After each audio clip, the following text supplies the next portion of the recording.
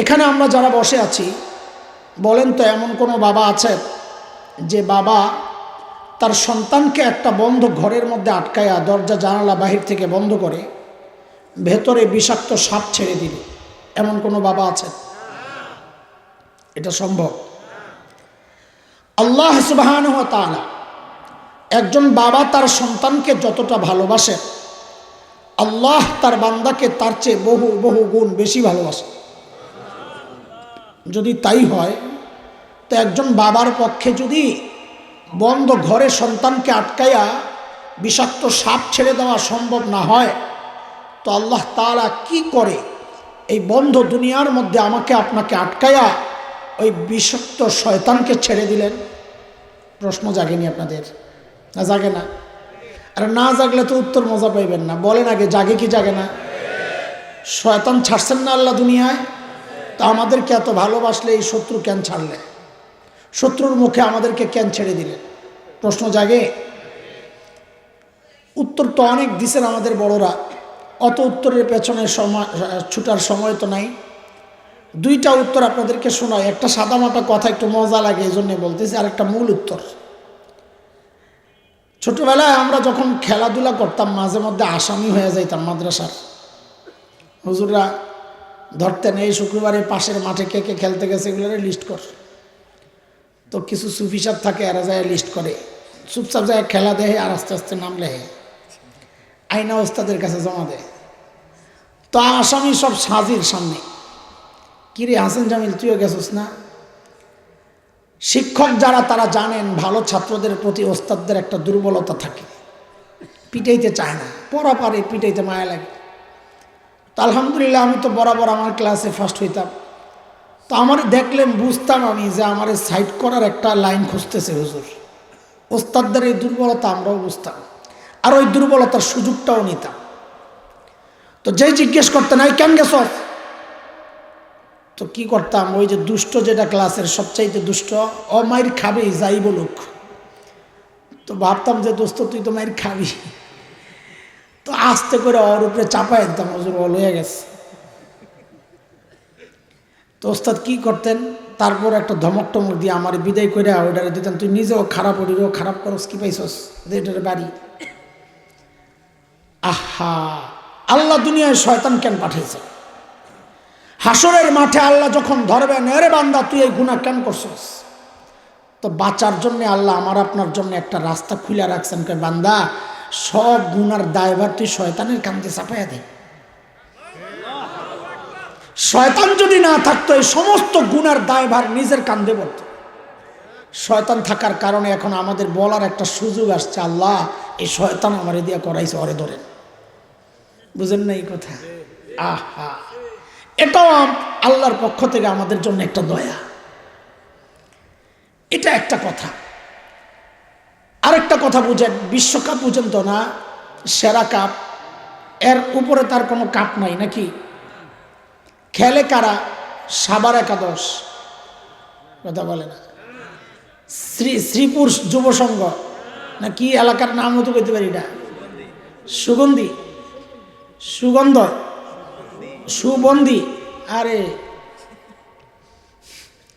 সুবন্ধি, এটা আসলে আসলে সুবন্ধি, সু মানে খারাপ, খারাপ বন্দি, এটা আটকাইছে খারাপ মানুষ।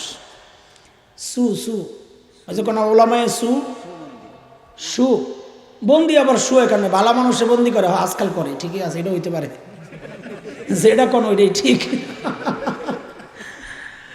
আল্লাহ, সুবন্ধি একাদশ খেলে বিশ্বকাপে, কথা বলেন না? কারা খেলে? দুনিয়ার শ্রেষ্ঠ দলগুলারে বাছাই করে করে করে করে নিয়ে ফিট করে। কেন? যে কাপ যত বড়, প্রতিপক্ষ তত শক্তিশালী হতে হয়। দুর্বল দলরে হারাইয়া কেউ বিশ্বকাপ জিতবে না, ঠিক আছে না? আল্লাহ সুবহানাহু ওয়া তাআলা আমার আপনার জন্য জান্নাতের মতো বিশাল নেয়ামত রাখছে। বান্দা ওই নেয়ামত তুমি নিতে চাও? তো বলে চাই। তাইলে সবচেয়ে বড় প্রতিপক্ষ শত্রু শয়তানকে দুনিয়ায় হারাইয়া তারপর এই বড় পুরস্কার তুমি গ্রহণ করো। ওই জন্য আল্লাহ শয়তান পাঠাইছেন বড়টারে, যে বড়টারে হারাইবা, বড় পুরস্কার গ্রহণ করবা। আল্লাহ তারপরেও আপনি আমাকে মায়া করেন, এইটারে না পাঠাইলে তো ভালো হইতো, এমনি দিয়ে দিতেন। আল্লাহ বলে এটা সিস্টেম না, পুরস্কার নিবা তো কাম করতে হবে।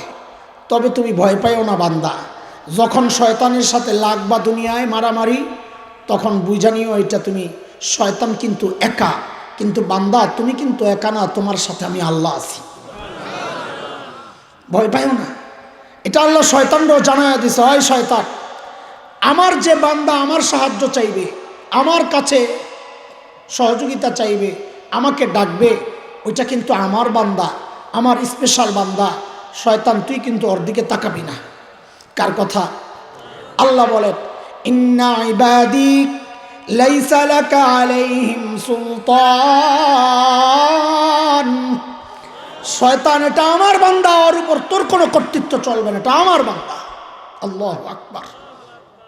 মুহতারাম হাজরিন, আমি কিন্তু বয়ানে ঢুকি নাই, ওই আয়াতে ঢুকার আগে আপনাদেরকে ভূমিকা বুঝাইতেছি, এটা বুঝেন, পরের কথা বুঝবেন ইনশাআল্লাহ।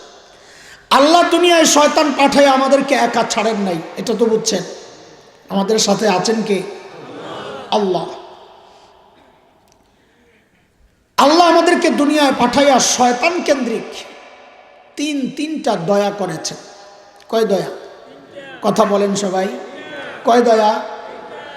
এক নম্বর দয়া, বুঝার জন্যে বুঝেন, দুই দল যখন যুদ্ধে জড়ায়, তখন প্রতিপক্ষকে পরাজিত করার, যুদ্ধ লাগার আগে যে কাজটা প্রতিপক্ষ করতে চায়, সেটা হচ্ছে শত্রু ঘাঁটিতে জাসুস, গোয়েন্দা, গুপ্তচর ঢুকায়া দেয়। কেন? তার তথ্য চুরি করার জন্যে। প্রতিপক্ষের প্ল্যান, প্রোগ্রাম, পরিকল্পনা যদি আপনার হাতে থাকে, ওই প্রতিপক্ষকে পরাজিত করা আপনার জন্য কঠিন হয় না, সহজ হয়ে যায়। আরব ইসরায়েল যুদ্ধ, ওই সময় ইসরায়েলের যে শক্তি ছিল, সেই হিসাবে আরবরা যারা ছিল, মিশর একদিকে, সিরিয়া, জর্ডান, ইসরায়েলকে হারানোর মতো ক্ষমতা তখন ছিল। কারণ ইসরায়েল আজকের ইসরায়েল তো ছিল না, তখন দুর্বল। আরবরা পরিকল্পনা করলো ইসরায়েলের একটা আনন্দের দিন, উৎসব, ওই দিন হামলা করবে। সব পরিকল্পনা ঠিক, ধীরে ধীরে তারা আগাচ্ছে, ওই মুহূর্তে হামলা করবে, ওরা সবাই আনন্দে ব্যস্ত থাকবে। কিন্তু ঘটনা কি হলো, মিশরের প্রেসিডেন্টের জামাই, বড় জামাই, সে ছিল ইসরায়েল গোয়েন্দা সংস্থা মোসাদের এজেন্ট। সে 2-3 দিন আগে লন্ডন চলে গেল, কাউকে কিছু না বলে। লন্ডন গিয়ে মোসাদের প্রধানকে খবর দিল যে দ্রুত লন্ডন আসে। ফোনে বলে না, খবর ফাঁস হয়ে যেতে পারে, সরাসরি বলবে। মোসাদের প্রধান যখন লন্ডন পৌঁছে আর্জেন্ট খবর পায়া, তো তখন ওই মিশরের প্রেসিডেন্টের জামাই এই সব তথ্য, পরিকল্পনা মোসাদ প্রধানের কাছে পেশ করে। সে অবাক হয়ে গেছে, কিচ্ছুই জানে না তারা। দ্রুত সে দেশে ফিরে ঠিক ওই প্ল্যান মতো প্রোডাকশন করার যা যা দরকার, ঠিক ওই জায়গায় ওরা পজিশন নিয়ে নেয়। এই খবর আবার আরব জানে না। আরবরা যখন হামলা করে, কি পরাজিত করবে, উল্টাই নিজেরা নাকানি চুবানি খায়া চোরের মতো পালাইছে। শুধু পালাইছে আর পালাইছে। কেন? তাদের পরিকল্পনা ফাঁস হয়ে গেছে। এটা যুদ্ধের একটা কৌশল। আল্লাহ সুবহানাহু ওয়া তাআলা আমার আপনার উপর শয়তান কেন্দ্রিক সর্বপ্রথম যেই দয়াটা করেছেন, শয়তানের সমস্ত পরিকল্পনা, সমস্ত প্ল্যান, প্রোগ্রাম, ধোঁকা দেওয়ার ধরন, প্রক্রিয়া সব আল্লাহ আমার আপনার সামনে পেশ করেছেন। এই বান্দা, তুই সাবধান থাকিস, শয়তান কিন্তু তোকে এই লাইনে ধোঁকা দিবে। শয়তানের পরিকল্পনা ফাঁস করে আল্লাহ বান্দার উপর একটা দয়া করেছেন। বুঝে আসছে কথা? 2 নম্বর দয়া, শয়তানকে মোকাবেলা করার জন্য আল্লাহ আমাদের হাতে অস্ত্র তুলে দিয়েছে। এই অস্ত্র, শয়তানের ওই গোডাউন, বোমের যে জায়গা, ওখানে মার, অস্ত্রের গোডাউনে মার, পরিকল্পনায় আঘাত কর, আমি আল্লাহ তোরে বাঁচায় দিব, শয়তানকে পালাতে বাধ্য করব। 2 নম্বর দয়া। 3 নম্বর দয়া, আল্লাহ বলছেন, বান্দা অস্ত্র ব্যবহার করস নাই, তুই নিজে হামলার শিকার হয়ে গেছস, শয়তানের বিষাক্ত ছোবলে তোর গোটা শরীর বিষাক্ত হয়ে গেছে। বান্দা তুই নিরাশ হইস না, আমি আল্লাহ আছি না তোর জন্যে। তো এই আমি তোকে একটা ওষুধ দিয়ে দিলাম, এই ওষুধটা ব্যবহার করবি, তো সাথে সাথে ওই ওষুধের এত পাওয়ার, আমি আল্লাহ ওই ওষুধের বরকতে তোর গোটা শরীর থেকে শয়তানের বিষগুলো পুরোপুরি নামাইয়া দিব। কয় দয়া বলেন তো? কয় দয়া? এক নম্বর দয়া হচ্ছে শয়তানের প্ল্যান আল্লাহ কি করে দিছে? ফাঁস করে দিছেন। আমি যে আয়াতে কারিমা তিলাওয়াত করেছি সূরা হামিম আস-সিজদা আয়াত নম্বর 25, ওই আয়াতে আল্লাহ শয়তানের প্রক্রিয়ার, ধোঁকা দেওয়ার প্ল্যান, প্রোগ্রাম, প্রক্রিয়ার ধরন এর একটা চিত্র আমাদের সামনে আল্লাহ প্রকাশ করেছেন। চলেন আমরা দেখে আসি। কোরআন দিয়া এই সমাজকে বুঝেন। সমাজ দিয়া কোরআন বুঝতে যায় না, কি দিয়া বুঝবো? কোরআন দিয়া। কেন? আমার সমাজ তো আপডেট হচ্ছে। বলে কোরআন হচ্ছে সবচাইতে আপডেট কিতাব, এরপর আর কোনো কিতাব আসার সম্ভাবনা আছে? তাইলে সবচেয়ে আপডেট ধর্মের নাম কি? ইসলাম। সবচেয়ে আপডেট ধর্মের নাম কি? সবচেয়ে আপডেট কিতাবের নাম কি? কাজে ওই যে সংস্কার, ওই সমাজ দেখে দেখে দিনের মধ্যে সংস্কার আনার কথা যারা বলে ওরা বোকা, ওরা ওদের ধর্ম এখনো চিনতে পারে নাই। মালিক বলে وَقَيَّضْنَا لَهُمْ قُرَنَاءَ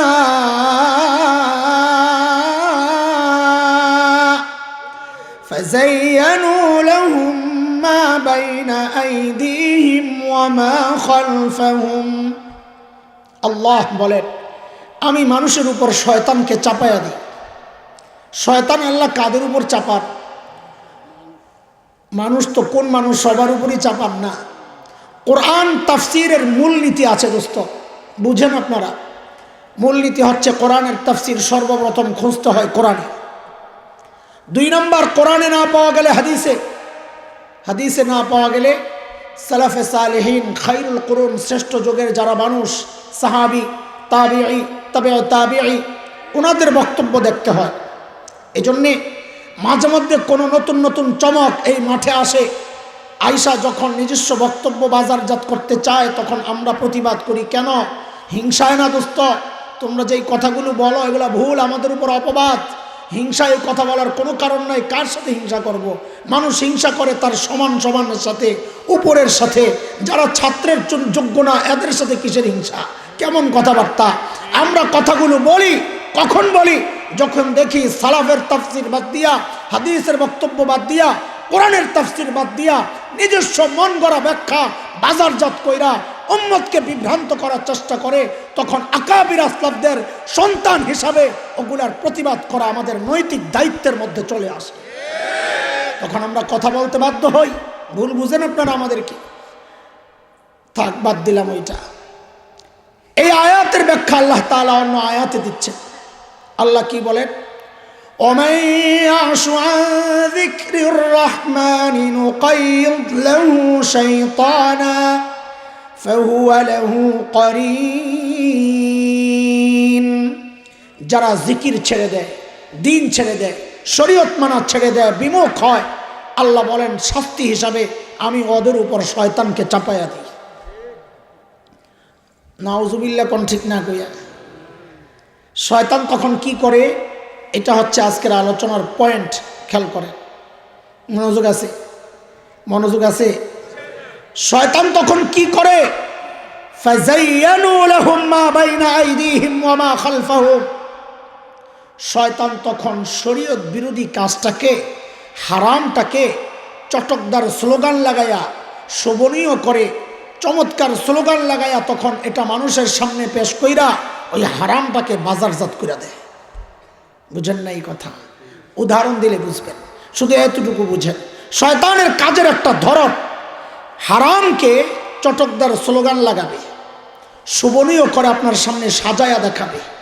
আপনি চমৎকার স্লোগানের ওই খপ্পরে পইরা, ধাঁধায় পইরা ওই হারামের মধ্যে আপনি জড়ায়া যাচ্ছেন দোস্ত, আপনার খবর নেই। সময়ের আলেম হিসেবে আপনাদের চোখ খুলে দেওয়ার দায়িত্ব আমাদের জিম্মাদারিতে। ও উম্মতের আলেমরা, সচেতন যুবক আলেম, এগুলো আপনাদের বেশি জানা দরকার। কেন? দিন যত আসছে এই লাইনের চক্রান্ত কিন্তু চলবে। আপনি কোরআন পড়েন আর সময়ের চক্রান্তগুলো বুঝার চেষ্টা করেন। কেন? ও ভাই, ও আমার কলিজার টুকরা সন্তানেরা, আপনার তো উম্মতের আগামীর কাণ্ডারি। উম্মত বাঁচাবেন কেমনে আপনি নিজেই যদি না জানেন শয়তানের চক্রান্তের ধরন? বুঝেন আপনি? চলেন এই সমাজের কিছু উদাহরণ আপনাদের সামনে পেশ করি যে শয়তান কিভাবে হারামকে চটকদার স্লোগান লাগায়া বাজারজাত করে, একটু দেখতে থাকেন। চলেন একটা শোনাই। শরীয়তের বিধান আল্লাহ বলেন, লা তাকতুলু আওলাদাকুম খাশিয়াতা ইমলাক।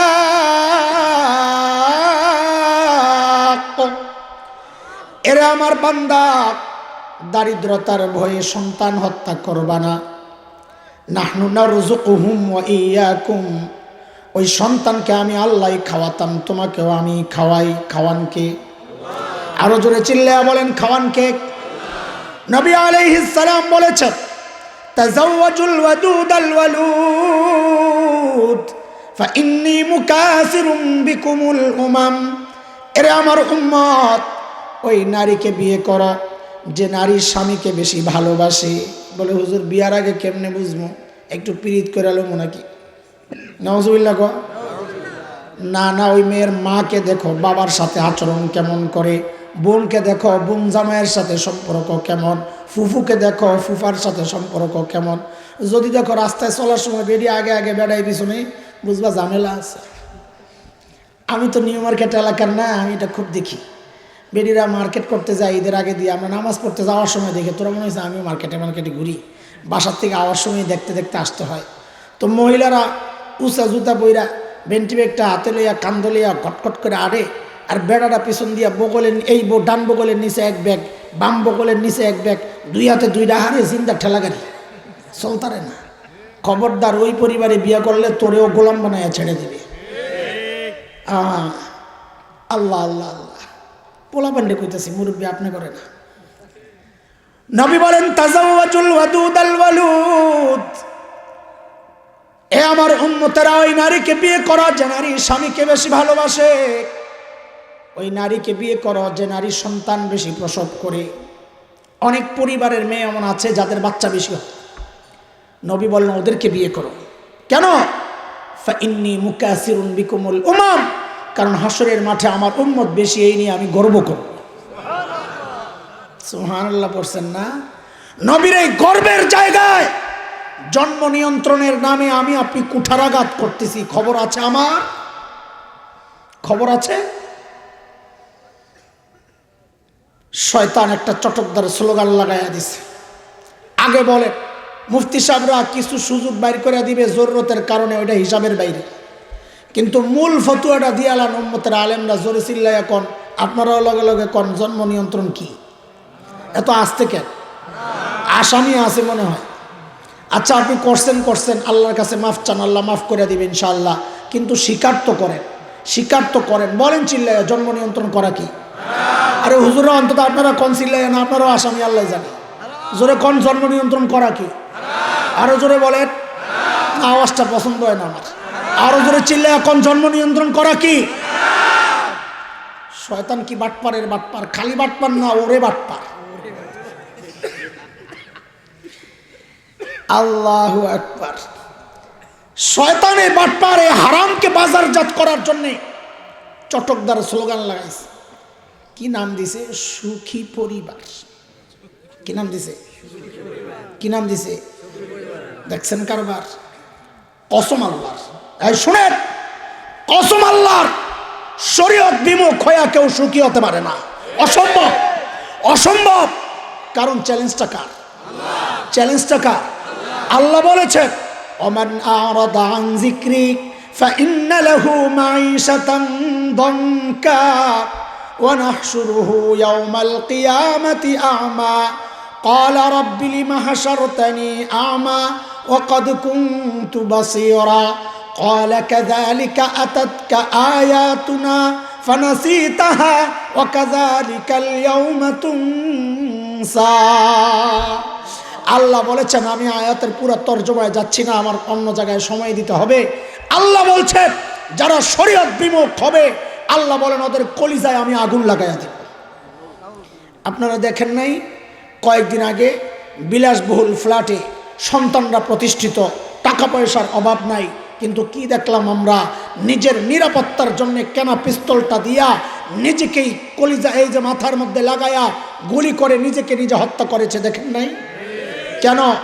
টাকা পয়সা মানুষকে শান্তি দিতে পারে না, তার কলিজায় আগুন লাগাইয়া দিছেন কে? কথা বলেন, কথা বলেন, কে দিছেন?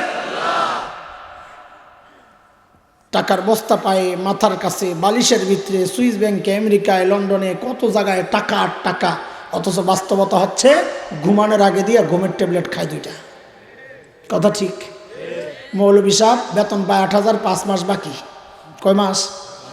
মৌলভী সাহেবের হুজুরের বউর কাছে আপনার বউরে পাঠাইয়া খবর লইয়েন, জিজ্ঞেস করবেন যাইয়া, আপনি না বউরে কইবেন, কি গো ভাবি বেতন বলে পায় 8,000 টাকা, আপনার জামাইয়ে কেমনে চলেন, কাপড় চোপড় দেয়নি ঠিক মতো। এর আগেই দেখবেন একটা আলহামদুলিল্লাহ যে কইব সুখের, আপনার জিন্দিগিতে এমন একটা আলহামদুলিল্লাহ বলার তো আপনার হয় নাই। যাইয়া দেখেন খবর লন, বলে কাপড় চোপড় দেয়নি হুজুরে ঠিক মতো। নগদই তো প্রমাণ, আপনার গায়ে এখনো যেই কাপড় আছে তার চেয়ে বেশি আমার গায়ে। আপনি তো কতখান দিয়া কাটাকুটা, আমার তো পুরাটাই ঢাকা। হ্যাঁ, আরে কথা কোন ঠিক কিনা? আল্লাহু আকবার। এটা একটা অবাস্তব কথা। মানুষ বাড়লে খাদ্যের অভাব হয়, এটা একটা ভুয়া কথা। এটা শুধু ইসলাম বলে তা না, মৌলবী বলছি তা না। বর্তমান দুনিয়ার অন্যতম শ্রেষ্ঠ অর্থনীতিবিদ এই যে কলকাতার অমর্ত্য সেন, তিনি কয়েক বছর আগে তার এক গবেষণা অর্থনীতিতে নোবেল পুরস্কারের জন্য বিবেচিত হয়েছিলেন। জানেন আপনারা কোন গবেষণার জন্য? তা কি জানেন? তিনি গবেষণা করে প্রমাণ করেছেন এটা যে মানুষ বাড়লে খাদ্যের অভাব হয়, এই কথা ভুল। তার অনেক তথ্য তিনি দিয়েছেন, আজব আজব তথ্য। একটা সময় আপনাদের বড় সুন্দর কথাগুলো তিনি লিখেছেন। দেখো, একজন মানুষ বাড়লে খাওয়ার মুখ বাড়ে কয়টা? কথা বলে না। মানুষ বাড়ছে একজন, খাওয়ার মুখ বাড়ছে কয়টা? কয় দেখো, একজন মানুষ বাড়ছে, খাওয়ার মুখ বাড়ছে একটা, অথচ কর্ম হাত বাড়ছে 2টা। খায় কয়জনে? কামায় কয়জনে? তো খানার অভাব কেন হবে? তুমি যুক্তি দাও। বাস্তবতা কি? বাস্তবতাও এই যুক্তির পক্ষে, এই থিওরির পক্ষে। কেন? আপনি হিসাব মিলান, 25-30 বছর আগে আঙ্গুর এটা স্বাভাবিক খাবার ছিল না, এটা ছিল রুগীর খাওয়া। কথা বলেন না আপনারা? মুরব্বীরা বুড়ারা বললেন একটু পোলাবেন তো বিশ্বাস করবে না। অসুস্থ রুগী দেখতে যাবে, একটু আঙ্গুর কিনা লয়ে যাইস রে, আধা পোয়া। কদ্দূর? কথা বলেন, আরে কদ্দূর? আমি তো 100 টাকা কিনছি, আমার মনে আছে। আধা পোয়া আঙ্গুর কিনা লয়ে যাবি, কই পাবি? দামরায় সাবার পাইতেও পারস, নাও পাইতে পারস। গুলিস্তান যা বাইতুল মোকাররম, ওখানে যায় দেখে একজনে 100 আঙ্গুর লয়ে বসে রয়েছে। কদ্দূর? কেজি না, কদ্দূর? কথা বল পোলা ভাই। এর মধ্যে অর্ধেকটি শুকাইয়া কিসমিস হয়ে গেছে, বেচা কিনা নাই। ওই আধা পোয়া কিন্না ঠোঙ্গা পটলা না কিরে, ঠোঙ্গায় ঢুকাইয়া দিয়েছে, ঠট্টর করে লয়ে গেছে রুগী দেখার জন্যে। আর এখন আমরা কি দেখি? অলিতে গলিতে টঙের দোকানে 2-3 কিসিম, কালো, সবুজ, লাল, 3 রকমের আঙ্গুর, মনকে মন ঝুলতেছে। খানা বাড়ছে না কমছে? ছোটবেলায় আমরা যখন ভাত খেতে বসতাম, ও মুরব্বীরা ভালো বলবেন, প্লেটের পাতের কিনারায় মা মাছ দিতেন ছোট্ট এক টুকরা। ওই টুকরা খুঁটে খুঁটে ভাত খাই নাই, ওই টুকরা দেখা খাইছি। কথা ঠিক আছে? আর এখন পোলাবান্ডে আস্তা মাছ দিয়ে খাইতে চায় না। আমরা যখন আরজাবাদ মাদ্রাসায় হেফখানায় পড়ি মিরপুরে, ওই যে আমাদের মাস্টার সাহেব হুজুর আসছেন, আরে হুজুরের তো বাজার করতেন, আমার মনে আছে। আব্দুল সালাম সাহেব হুজুর আসেন না গেছে? ওই যে আছে পিছনে বসা।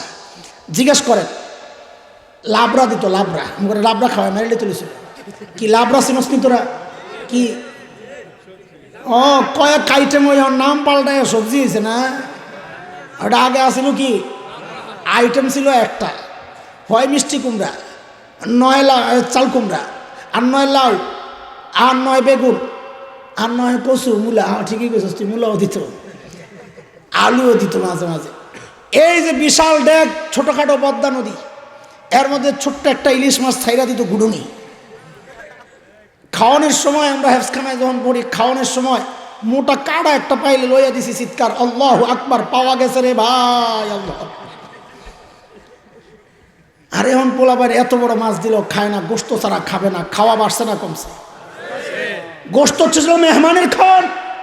বাড়িতে জামাই আসছে, মহিলারা চারদিকে জাল টাল পাইতা ছোট্ট মুরগি একটা ধরছে, কুটছে কেমনে হুজুররা বুঝবে, আপনারা বুঝবেন না। কুড়ার সময় জুজুল্লা জিলা এত যাজ্জা, 8 টুকরা করা যায়। এই ছোট্ট ছোট্ট টুকরা কইরা বন্টন করছে কেমনে? যার মাথায় কল্লা গেছে ওর মাথায় আর গলা যায় না, যার ভাগে গলা গেছে ওর ভাগে আর কলিজা যায় না, যার ভাগে কলিজা গেছে ওর ভাগে আর ঠ্যাং যায় না। আজকের যে রান দেহ তোমরা, ওই রান হইতো 4 টুকরা, এর মধ্যে সবচেয়ে বড়টা পাইতো সৌভাগ্যবান জামাই। আর এখন জামাইরা আস্তা রান দিলে তো মাইন্ড করে খায় না, আস্তা মুরগি কেন দিল না। কোন জামাই আস্তা খাসি না দিলেও খাইতে চায় না। আরে কথা কও ঠিক কিনা? খানা বাড়ছে না কমছে? বোকা, আরে বোকা। এই জন্ম নিয়ন্ত্রণ যদি মুরগি করতো, তোর কপালে ডিম জুটতো না। ঠিক নি কথা? এই জন্ম নিয়ন্ত্রণ যদি গরু করতো, 500 আর 600 টাকা কেজিতে গোস্ত খাওয়া লাগতো না। কথা কন ঠিক কিনা? আর হাল দিতা, বলদ দিয়ে হাল চাষ করতা, গরুও কইতো ভাইজান জনসংখ্যা আমরা কম, আপনি যান। হ্যাঁ, আয় মানুষ, তোমারে কে বুঝাইলো এটা? দেখেন শয়তানের কাম দেখেন। স্লোগান লাগাইছে কি? সুখী পরিবার, এটা তো আছে। আর একটা বানাইছে দেখেন, নবীর বক্তব্য, নবীর চাওয়া, নবীর ইচ্ছার বিরুদ্ধে বিকল্প স্লোগান ওরা ফিট করে দিছে, আপনার খবর নাই। কি স্লোগান? 2টি সন্তানের, ছেলে হোক মেয়ে হোক, 2টি সন্তানের বেশি নয়, একটি হলে। নবী বলেন বেশি হলে, বলেন বলেন, নবী বলেন বেশি হলে, ওরা কয় কম হলে। নবী বলেন বেশি হলে, ওরা বলে কম হলে। আহারে মুসলমান, তুমি তো ওদের সাথে যোগ দিছ। এই জন্য বলি, নবীর ইচ্ছার উপর, নবীর চাওয়া আকাঙ্ক্ষার উপর, আহা, নবীর গর্বের জায়গায় তুমি কুঠারাঘাত করতেছ মুসলমান। তোমার খবর নাই এক চটকদার স্লোগানের পিছনে পইরা ইমান হারানোর অবস্থা। এই কথাগুলো কি আসমানের উপরের না আপনার পাশের ঘরের? আপনার ঘরে তো নাই, না থাক, বাসের ঘরের উপর দিয়া চালাইয়া দিই, তাহলে সমস্যা নাই। পোলাবাইন তোগো পক্ষে একটা কথা কইতে চাই, আসস্তি তোরা খুশি হবি তো না? তা আমার জন্য আগে দোয়া কর, আলহামদুলিল্লাহ মাশাআল্লাহ কো আগের থেকে। হ্যাঁ মাশাআল্লাহ, কিন্তু মুরব্বীরা তো খেইপা যাবে। তোরা থাকবি তো আমার সাথে ইনশাআল্লাহ? তো চল চল, শরীয়তের বিধান শোনাইতেছি আমি, একটু পরিবেশ স্বাভাবিক করতেছি যেন কেউ কঠোরভাবে জিনিসটা না নেয়। এই জন্য একটু স্বাভাবিক করে করে কথাগুলো বলতেছি। বাচ্চা করে ইঞ্জেকশন দিলে তো লগে চকলেটও দেয় না। আমি এগুলো যা বলতেছি এগুলো চকলেট, ইঞ্জেকশন কিন্তু ঠিকই ঢুকতেছে, যে বুঝতে চায় খাইতেছে। শরীয়তের বিধান হচ্ছে ওয়ানকিহুল আয়ামা মিনকুম ওয়াস-সালিহিনা মিন ইবাদিকুম ওয়া ইমাইকুম ইয়াকুনু ফুকারা ইউগনিহিমুল্লাহু মিন ফাদলিহি ওয়াল্লাহু ওয়াসিউন আলীম। এরে অভিভাবকরা, আল্লাহ আপনাদেরকে নির্দেশ দিতেছেন কে? এ অভিভাবকরা কান খুলে শুনেন, শয়তানের ধোঁকায় পড়েন না। এমন এমন অপপ্রচার শয়তান করেছে এই সমাজে, এখন এই কথাগুলো আমি বললে অনেকের কাছে হাসির কারণ হবে, আমাকে পাতলা মনে করবে, পাতলা, অথচ নিজেদের পাতলা হইয়া শয়তানের বাতাসে খালি উঠতেছে, খবর নাই। আল্লাহ বলেন, এই অভিভাবক, সন্তান যখন প্রাপ্তবয়স্ক হয়ে যায়, দেরি করবা না, ওদেরকে বিয়ে করায়া দাও। কি করায়া দাও? তোরা জোরে কহ, জোরে বল, জোরে বল, কি করায়া দাও? বিয়ে করায়া দাও। মুরব্বীরা কয় এমনি সামলাইতারি না, বেড়ায় দেয় আবার উস্কানি। না আমি কই নেই, কথা কার? আরো জোরে বলেন না, কার? আল্লাহ বলেন, এই মুরব্বী, মুরব্বী কি বলে? আরে হুজুর, পোলা খাওয়াইতারি না আবার বউ খাওয়ান। এই খবর আল্লাহর আসেনি? আল্লাহর সাথে সাথেই জবাব দিচ্ছেন, একটুও দেরি করেন না। এই কথা বলবা না, বিয়ে কত পবিত্র আমল তুমি জানো। ইয়াকুনু ফুকারা, তারা যদি দরিদ্র হয়, ছেলে মেয়ে যদি গরিব হয়, আল্লাহ বলেন বিয়ে এমন পবিত্র আমল, ওই আমলের বরকতে ইউগনিহিমুল্লাহু মিন ফাদলি, আল্লাহ বলেন ওদেরকে স্বাবলম্বী আর ধনী বানায়া দেওয়ার দায়িত্ব আমি আল্লাহ নিজে নিয়ে নিলাম। তুমি চিন্তা করো, এটা আল্লাহ কয় কি, তুমি কও কি?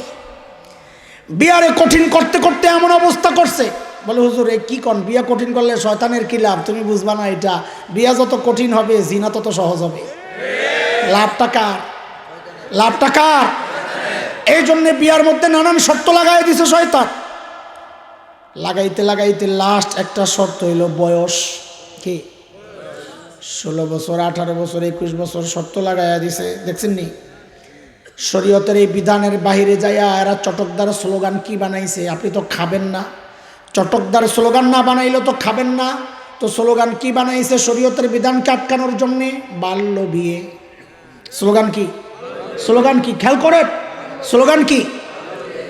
দেখেন টার্গেটটা বুঝেন। আর ওই বুঝেন, আপনার চোখ খোলার জন্য আসছে, আপনি চোখ বন্ধ করেন না, ঘুমের ভান করেন না, বুঝেন 2-3 বছর 3 বছর আগে বগুড়ায় এক 14 বছরের মেয়ের বিয়ে, ওদের ভাষায় এটা বালিকা, বিয়ের বয়স হয় নাই।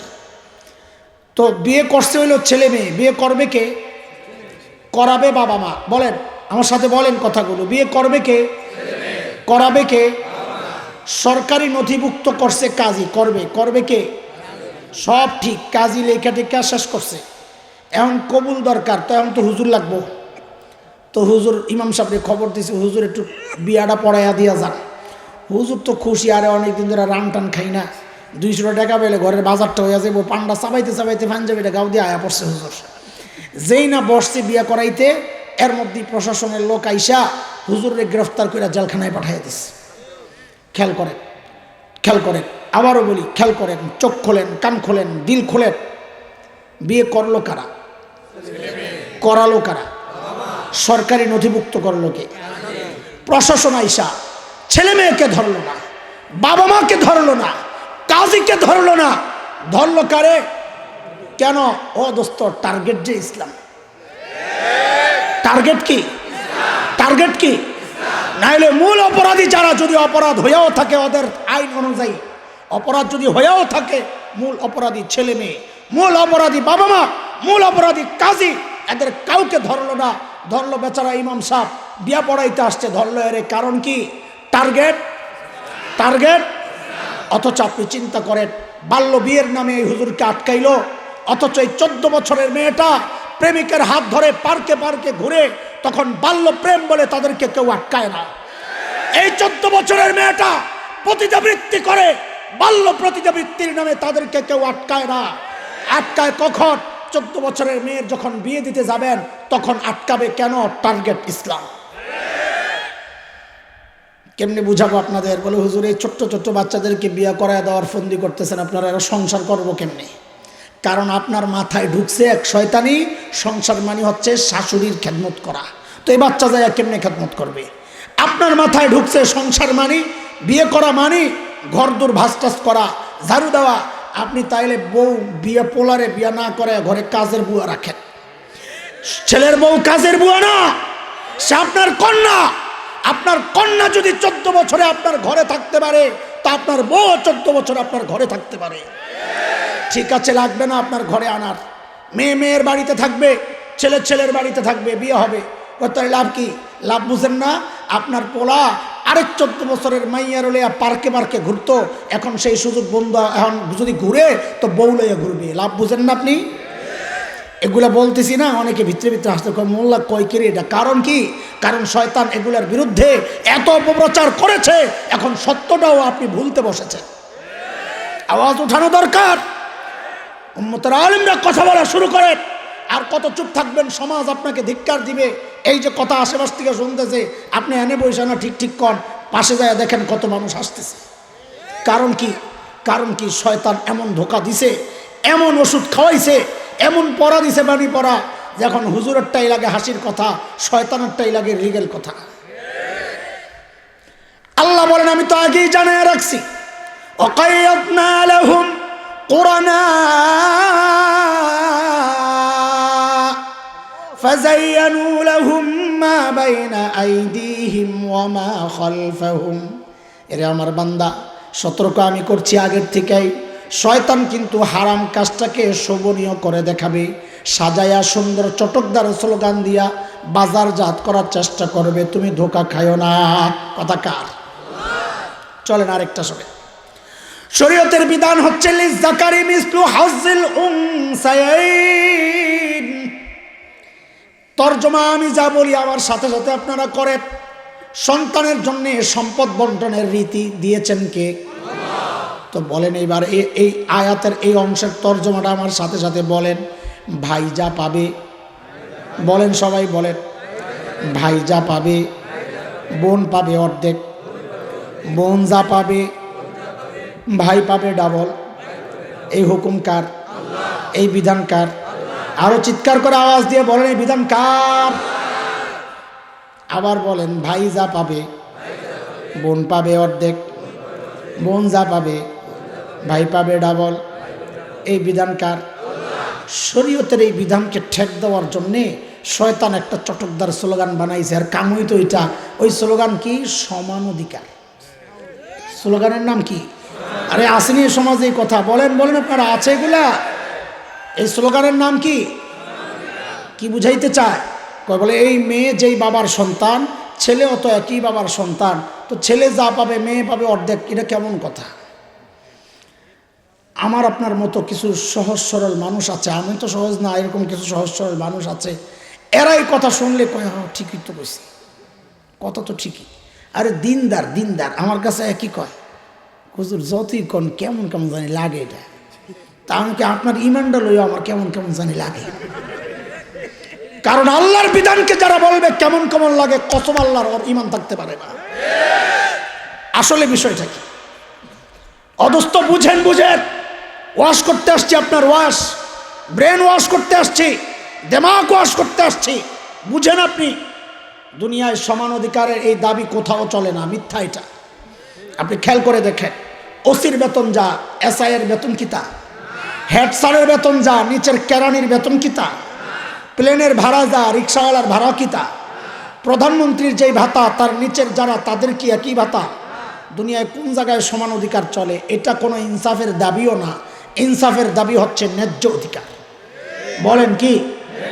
ইমাম তার যতটুকু উপযুক্ত তাকে দিবেন, মুয়াজ্জিন তার উপযুক্ত তাকে দিবেন, খাদেম তার উপযুক্ত তাকে দিবেন, প্রত্যেকের ন্যায্য অধিকার তাকে বুঝাইয়া দেওয়া, এটা হচ্ছে ইনসাফ। ইসলাম নারী পুরুষের সম্পদ বন্টনের যে নীতি দিয়েছে, যে রীতি দিয়েছে, যে নিয়ম আর কানুন দিয়েছে, এটা আল্লাহ তাআলার পক্ষ থেকে ইনসাফের বন্টন। এটা হচ্ছে প্রত্যেকের জন্যে সমান অধিকার না, বরং ন্যায্য অধিকার। কি এটা? এটা কি? এটাই ইনসাফ। বলে এটা কেমন ইনসাফ? তো তুমি বুঝো, তোমাকে না বুঝাইলে তো বুঝবা না।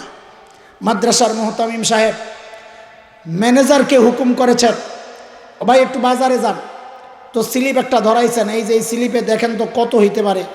তো ম্যানেজার সাহেব নিয়মিত বাজার করে, হিসাব টিসাব করে কয় হুজুর 1000-500 লাগতে পারে। তো হুজুর ডেস্ক খুইলা, আলমারি খুইলা 5000 টাকা দিয়া কয় যান বাজারে যান। হুজুরের ছেলে একটা কয় আব্বা আমিও বাজারে যাব। কয় ঠিক আছে যাবি যা। তো ম্যানেজারে বলে কি ভাই আর একটু বাজারে লয়ে যান। তো যাওয়ার সময় দেখে পোলায় কেমন জানি মোড়ামুড়ি করে। তো বাপ তো ছেলের স্বভাব সম্পর্কে জানা, তাই না? কি জন্যে মোড়ায় হুজুরে বুঝছে। তো পকেট থেকে 100 টাকা বের করে কইল তুই মজা খাইছ যা। এমন সেই 100 টাকা দিছে, হ্যাঁ মোড়ানি দিছে আরো জোরে। কই নিতাম না, এটা 100 টাকা নিব না। কি নিবি? আমার 5000 দেওয়া লাগবে। কত কত? কি জন্যে? কই সমান অধিকার। হ্যাঁ 5000 দিছে না, আমারও 5000 দেওয়া লাগবে। কারা হ্যাঁ তো বাজারে যাবো, আমিও তো বাজারে যাব।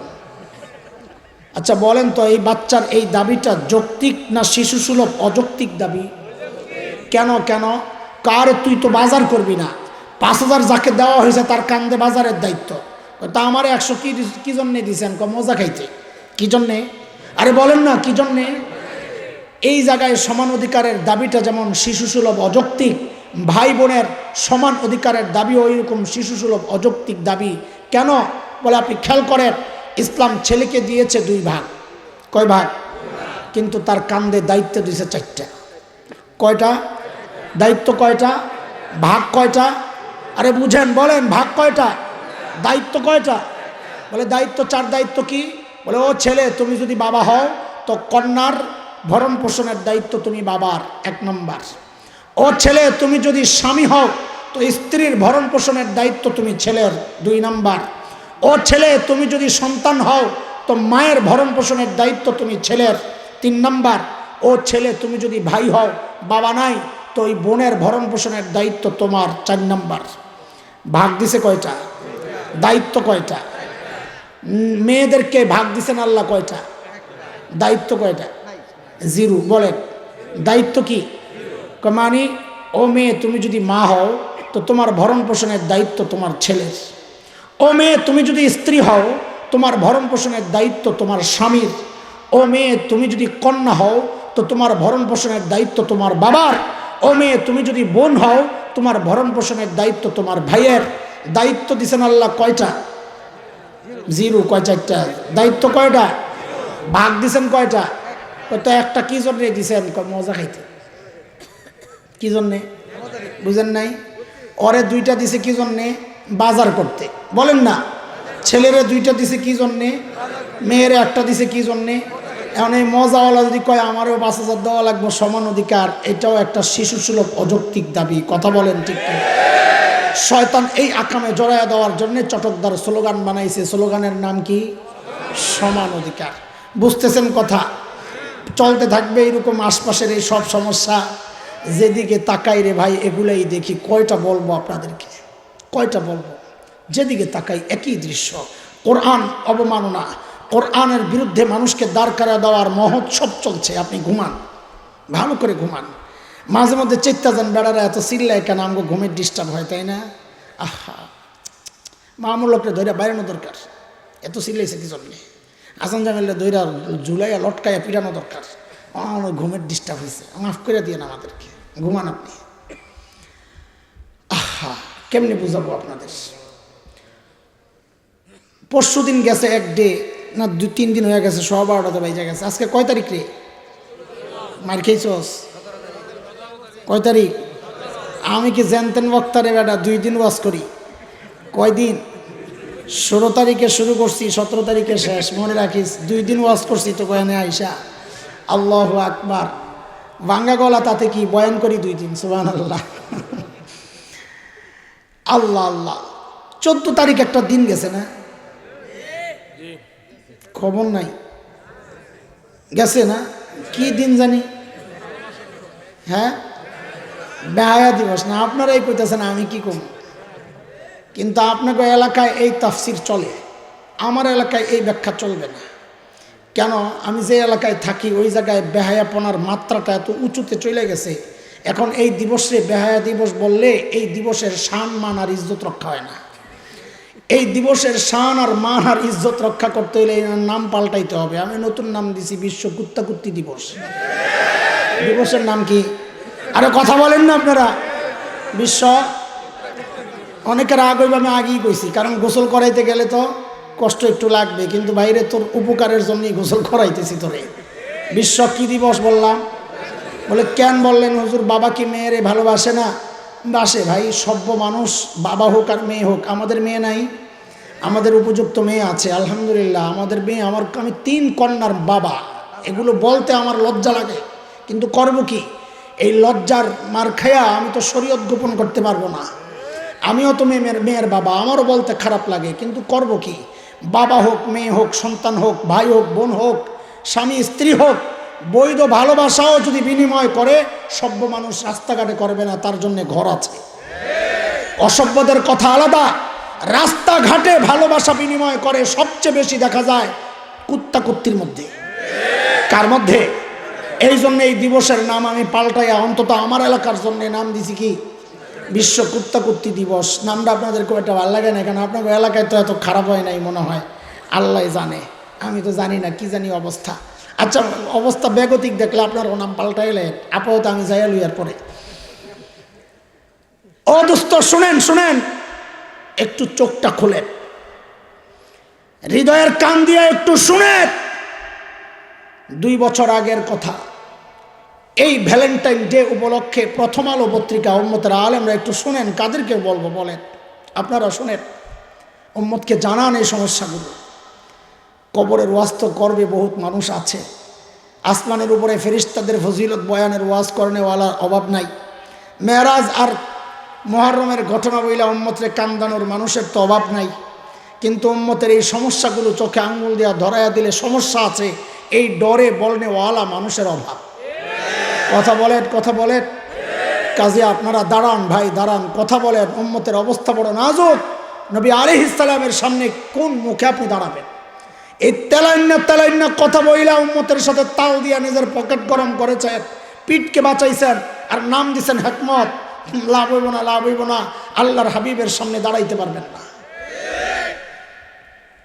2 বছর আগে এই দিবসকে কেন্দ্র করে প্রথম আলো পত্রিকা একটা প্রতিযোগিতা ছাড়লো, লেখা প্রতিযোগিতা। ক্লোজ আপ ওরা স্পন্সর করলো। নাম দিল কি? কাছে আসার গল্প। কি নাম দিল? কি ছিল না ছিল না? বল বল বল, তোরা বল। হুজুররা মুরব্বীরা তো জানেন না। ছিল এরকম একটা কাছে আসার। আমি অবাক হই, এরা ইচ্ছা করে করে কোরআনের আয়াতগুলোকে টার্গেট করে করে ঠিক বিপরীত স্লোগান বানায় চটকদার। উম্মতকে কোরআন বিরোধী অবস্থানে ঢুকায়া দেয়। আমার খবর নাই। কোরআনের বিধান হচ্ছে লা তাকরাবুজ জিনা, জিনা তো করবাই না, জিনার কাছেও যাবা না। ওরা পাল্টা স্লোগান বানাইছে, কাছে তো যাবি, জিনা তো করবি, কেমনে কেমনে গেছস ওই গল্প লেখা আমাদের কাছে পাঠায়। ঘুমান আপনি ভালো করে। ওরা ওই সময় টোকা দেয়া দেখছে এই আজাইরা পাবলিকদের মতো 2-4টা চিল্লায়, বেশিরভাগই আরামের ঘুমে আছে। সুযোগ পাইয়াই 2 বছর পর কি করলো? আপনি ঘুমাইতে থাকেন। 2 বছর পর কি করলো? তারা আমাদেরকে দেখাইলো তোরা ঘুমাইলো, আমরা ঘুমে না।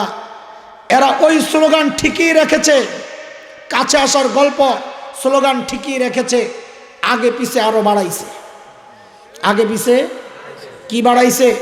উপরে লাগাইছে দ্বিধাহীন। কি লাগাইছে? কি লাগাইছে? দ্বিধাহীন। খেয়াল করেন, নিচে 2টা ছবি দিছে, একটা ছেলের একটা মেয়ের। ছেলের ছবির গলায় ক্রস চিহ্ন। উম্মতের আলেমরা শুনেন, আপনারা কাদেরকে দুঃখ বলবো, ছেলের গলায় লাগাইছে ক্রুশ চিহ্ন। ক্রুশ চিহ্ন বুঝেন, খ্রিস্টানদের ধর্মীয় প্রতীক, লাগাইতেই পারে। খ্রিস্টান ছেলের ভ্যালেন্টাইন ডে উদযাপন করবে, আমি কি বলবো? আমার আপত্তির জায়গাটা কোথায়? আমাদের আপত্তির জায়গাটা কোথায়? মুসলমান ছেলের পাশে যেই মেয়েটা, ওই মেয়েটাকে কি দেখলাম আমরা? হিজাব পরায়া রাখছে। কি পরায়া রাখছে? কি পরায়া রাখছে? কি পরায়া রাখছে? কি মেসেজ দিচ্ছে আপনাকে? আপনাকে কি মেসেজ দিল আপনি টের পেয়েছেন? 1400 বছর পরে উম্মতের আলেমরা যেই ফতোয়া দিয়েছেন, আহলে কিতাব ছেলের কাছে মেয়ে পাঠানো যাবে না, আপনার ওই ফতোয়া 1400 বছরের ফতোয়াকে এরা শুধু কটাক্ষ করে নাই, এরা উপহাস করে নাই। উম্মতের যুবক যুবতীদেরকে এই ফতোয়ার বিরুদ্ধে দাঁড়ানোর জন্য উৎসাহিত করছে। কি? যে তুমি যদি মুসলিম নারী হও, পাশের পুরুষটা হিন্দু না খ্রিস্টান, বৌদ্ধ না ইহুদি, মগ না মোরান, গারো না চাকমা, কুকিল না সাঁওতাল না টিপরা, দেখার সময় নাই। তুমি তার কাছে যেতে চাইলে যেতে পারো। বলে আমার শরীয়ত তো আমাকে আটকায়। বলে শরীয়ত দ্বিধাহীন চিত্তে যাবা, শরীয়তের কোনো পরবা করবা না। ওরে মুসলমান, তুমি ঘুমাইতে থাকো। তোমার কোরআনের বিরুদ্ধে স্পষ্ট মেসেজ, তোমার ফতোয়ার বিরুদ্ধে স্পষ্ট মেসেজ, তোমার সংস্কৃতি, তোমার তাহজিব, তোমার তামাদ্দুন, তোমার ধর্মের বিরুদ্ধে স্পষ্ট মেসেজ এই সমাজে দিয়ে যাচ্ছে। তুমি ঘুমাচ্ছ, তুমি মনে করছো এটা আমার দায়িত্ব না, আলেমের দায়িত্ব। কেন? তুমি কি কোরআন ওয়ালা না তুমি দাবি করতে চাও? তুমি কি কালিমা ওয়ালা না তুমি দাবি করতে চাও? তাইলে স্পষ্ট করে বলো যে কালিমা আক্রান্ত হোক, এটা আমার কিচ্ছু যায় আসে না। কোরআন আক্রান্ত হোক, আমার কিচ্ছু যায় আসে না। এটা মৌলবীদের কাজ। যদি তাই হয় প্রকাশ্যে বলে ফেলো, ভেতরে কেন রাখো? আমরা তো তা মনে করি না। আমরা মনে করি আমাদের বিভক্তি আছে। আমাদের কেউ নৌকায় সিল মারে, মারুক, এটা ভোট কেন্দ্রের বিষয়। আমাদের কেউ দাড়িপাল্লায় মারে, মারুক, এটা রাজনৈতিক ময়দানের বিষয়। কেউ ধানের শীষে মারে, কেউ লাঙ্গলে মারে, মারে। কিন্তু আমরা বিশ্বাস করতে চাই, তুমি আওয়ামী লীগ করো, বিএনপি করো, জামাত করো, জাতীয় পার্টি করো, কওমি হোক, আলিয়া হোক, ওয়াহাবি না সুন্নি, আহলে হাদিস না মাযহাবি, এই বিভেদ, এই বিভক্তি কোরআনের প্রশ্নে আসতে পারে না। কোরআন আক্রান্ত হলে এই জায়গায় বিভক্তি চলবে না, এক আওয়াজ উঠাইতে হবে। আল্লাহর জমিনে কোরআন নিয়ে কোন রকমের কটাক্ষ চলবে না, কটাক্ষ চলবে না। ইসলামের শত্রুরা হুঁশিয়ার, সাবধান। কোরআন হাদিসের শত্রুরা হুঁশিয়ার, সাবধান। নারে তাকবীর, আল্লাহু আকবার। মুহতারাম হাজিরিন, কেমনে বুঝাবো বলেন? কয়টা বলবো? শরীয়তের বিধান হচ্ছে ওয়ালা ইউবদিনা যিনাতাহুন্না, সূরা নূর আয়াত 31। বলেন, শরীয়তের বিধান হচ্ছে নারীরা যেন তাদের সৌন্দর্য প্রকাশ না করে। এরা সুন্দরী প্রতিযোগিতা দিয়ে দিল। কোরআন বলে সৌন্দর্য প্রকাশ, এরা নাম দিল সুন্দরী প্রতিযোগিতা। স্লোগান কি বানাইছে দেখেন, ওই যে চটকদার স্লোগান বানাইছে কি? ও দেখা তোমায় দেখিয়ে দাও, ও দেখা তোমায়। চিন্তা করছেন আপনি কিভাবে কোরআনের আয়াতকে কটাক্ষ করে করে তারা তাদের কাজ চালাইয়া যাচ্ছে? আপনি ঘুমাইতে থাকেন। এর দোস্ত এইভাবে বলতে থাকলে সারাদিন সারা রাত যাবে। এগুলো সব তো চারপাশে, কয়টা বলবো? আমি একটা ধরন দেখাইলাম, শয়তানের চক্রান্তের ধরন। শেষ একটা বলে অন্য কথায় চলে যাই, যদি আপনারা থাকেন, সেটা হচ্ছে এই জায়গায় অনেকে আক্রান্ত হয়ে যাবে আমার এই শেষটায়, বলবো না কি হুজুর? কিন্তু অনেকে যে আক্রান্ত হয়ে যাবে, আবার পালাবে না তো, তোরা যাবি না তো। তো শোন, খেয়াল কর, শরীয়তের বিধান হচ্ছে, নবী বলেছেন, এরে আমার উম্মত, কাসসুস শারিব ওয়াফুল লুহাক, মুশরিকদের খেলাফ করো। মুশরিকরা মুছ রাখে, দাড়ি কাটে, তুমি মুছ কাটো, দাড়ি ছাড়ো। দাড়ি কাটছেন আপনি, কাটছেন, আল্লাহ চাইলে মাফ করবেন, কিন্তু মাসআলাটা একটু আমার সাথে বলেন, দাড়ি কাটা কি? এত আস্তে কেন জোরে? আরে হুজুররা বললেও তো অনেক আওয়াজ ওঠার কথা। দাড়ি কাটা কি? শয়তানের বিরুদ্ধে একটা চটকদার স্লোগান শব্দ বানাইছে, যেন আপনি জড়াইয়া যান, নাম দিছে স্মার্ট। শরীয়ত কয় দাড়ি কাটা, শয়তান কয় দাড়ি কাটলে, বুঝেন নাই? কই যা কই কই সারবে, কই পান এরিয়ারে, তুই আমার কানা হুজুর মনে করিস না। আলহামদুলিল্লাহ, আল্লাহ রুশদার হেদায়েতের নিয়ামত দিছেন, চোখ খোলা, আলহামদুলিল্লাহ। 2 বছর আগে টেলিভিশনে একটা বিজ্ঞাপন ছাড়ছে, দেখছি মানে দেখাইছে, আমার ঘরে তো টিভি নাই, একজনে দেখাইছে, দেখেন অবস্থা, এক যুবক ছেলে রাস্তায় হাঁটে, মেয়েরা ওর দিকে তাকায় না, ওরে দেখলি চেহারা আরেক দিকে ফিরে এলায়। ও বেচারা টেনশনে পড়ে গেছে, কিরে কারো চোখ লাগলো নাকি? কারণ বহু যুবক পোলাবেন এমন আছে, রাস্তায় হাঁটলে আশা করে মেয়েরা ওর দিকে তাকাক, তো হাঁটে হাঁটে কাছাকাছি যায়, চুলটার একটা লাড়া দেয়। কথা কন না? হুন্ডা লয়ে চলতেছে, সোজা রাস্তা, ভাঙ্গা ভঙ্গা কিচ্ছু নাই, একদম সোজা স্ট্রেট। যেই দেখছে মাইয়া আইতেছে, হুন্ডাটা এমন অসুখ করছে, আর যায় গাতাত পরে মাঝে মাঝে। আরে কথা কর ঠিক কিনা? ওই পোলায়ও যখন দেখছে রাস্তায় মেয়ে, আর ওর দিকে তাকায় না, কিরে ঘটনা কি, কার চোখ লাগলো? ঘরে যায়, আয়নায় চেহারা দেখে কয়, আর এইনি কারবার, দেখে যে খোসা খোসা দাড়ি উঠছে। ও ভাই, হামলাটা কোথায়? খেয়াল করে, খোঁচা খোঁচা দাড়ি উঠছে, এগুলো নিয়ে চিন্তা করার সময় কই আপনার? খোঁচা খোঁচা দাড়ি, সে বুঝে গেছে মেয়েরা কেন তাকায় না, যে তোমার মুখে দাড়ি আছে মানে তুমি আনস্মার্ট, মেয়েরা তাকাবে না। যেই কোম্পানির বিজ্ঞাপন, ওই কোম্পানির রেজার কিনছে, কিন্না শেফ কইরা সাফান সাফা হইয়া এইবার যখন রাস্তায় বের হয়েছে, এখন মাইয়েরা সব তাকায়। এই অ্যাড দিয়ে তারা কি মেসেজ দিল তোমাকে? খালি কি পণ্যের বিজ্ঞাপন দিচ্ছে? না না, এত সোজা না, এগুলা ইহুদি কোম্পানি খালি পণ্যের বিজ্ঞাপন দেয় নাই, ইসলামের এক শিয়ার সিম্বল এটা দাড়ি। এই দাড়ির বিরুদ্ধে উম্মতকে জাগানোর একটা চক্রান্ত এটা, যে যুবক তুমি যদি দাড়ি রাখো তুমি আনস্মার্ট, মেয়েরা তোমার দিকে তাকাবে না। শরীয়ত বলে দাড়ি কাটা, শয়তান বলে দাড়ি কাটলে স্মার্ট। এই কথাটা কি ঠিক? কেমনে না বললেন? দলিল কি? বলে শক্ত দলিল আছে আমাদের কাছে, কারণ আমরা ইতিহাস থেকে জেনেছি, দেখি মানব ইতিহাসের সবচাইতে সুন্দর আর স্মার্ট পুরুষের নাম কি? মুহাম্মাদুর রাসূলুল্লাহ সাল্লাল্লাহু আলাইহি ওয়াসাল্লাম। নবী এত সুন্দর ছিলেন, দাড়ি কেটে না রেখে। কত সুন্দর ছিলেন আমার নবী জানেন? আহা আহা, ওইটা শোনাইতে গেলে লম্বা সময় দরকার, তাও একটু না বললে তো বোঝানো যাবে না। আমার নবী কত সুন্দর ছিলেন, সুবহানাল্লাহ। আল্লাহ কি বানাইছেন, সব সেরা সেরা জিনিস দিয়া সাজাইয়া আল্লাহ আমার নবীকে দুনিয়ায় পাঠাইছেন। সব সেরা জিনিস, চোখ দিছেন তো সেরা, কান দিছেন তো সেরা, চুল দিছেন তো সেরা, হাসি দিছেন তো সেরা, দাঁত দিছেন তো সেরা, থুতু দিছেন তো সেরা, ঘাম দিছেন তো সেরা। তোমার আমার ঘামের দুর্গন্ধে ধারে কাছে কেউ বসতে পারে না। আমার নবীর ঘাম সাহাবায়ে কেরাম সংগ্রহ করতেন, বিয়ে শাদীর প্রোগ্রাম হইলে একটু বাইর করে লাগাইয়া দিতেন, পুরা অনুষ্ঠান সুঘ্রাণে মৌ মৌ করতেন। উম্মত দিছেন তো সেরা, কিতাব দিছেন তো সেরা, বন্ধু দিছেন তো আবু বকরের মতো সেরা বন্ধু দিছেন। আল্লাহু আকবার। আমার নবী কত সুন্দর ছিলেন দোস্ত। আম্মা জান আয়েশা রাদিয়াল্লাহু তাআলা আনহা বলেন, আহারে মিশরের মেয়েরা নবী ইউসুফের সৌন্দর্যে পাগল হইয়া হাতের ছুরিগুলা দিয়া হাত কাটে আর বলে, কোরআনের সূরা ইউসুফ বর্ণনা দিচ্ছে এইভাবে, ওয়াকাত্তানা আইদিয়াহুম ওয়াকুলনা হাশা লিল্লাহ